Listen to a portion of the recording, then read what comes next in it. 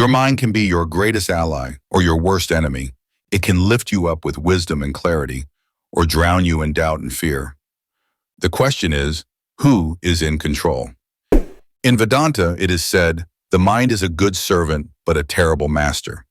If we do not train it, it will control us. But if we master it, it will lead us to peace and wisdom. Imagine your mind as a wild horse. If left untamed, it runs in every direction, dragging you with it. One moment it pulls you into worry about the future, the next moment into regrets about the past. It fills your mind with distractions, fears, and desires. And before you know it, you are lost in endless thoughts, unable to find peace. Most of our suffering that comes not from life itself, but from the way our mind reacts to life.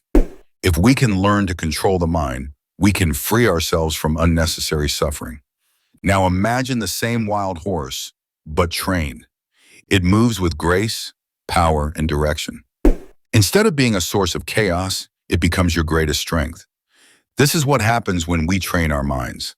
A mastered mind is calm, clear, and focused. It does not overreact, it does not cling, and it does not fear. Instead, it sees everything as it is without distortion. When your mind is your friend, life becomes peaceful.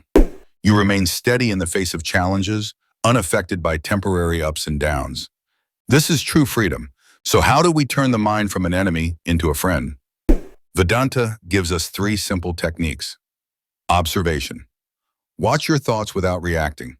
Just like a river flows, let your thoughts pass without holding on to them. Detachment. Realize that you are not your thoughts. You are the one observing them. Discipline.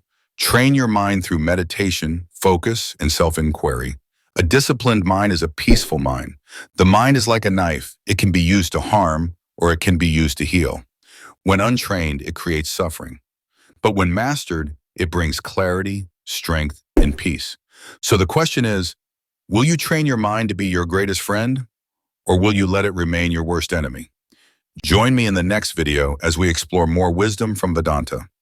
Subscribe and take your first step toward mastering the mind.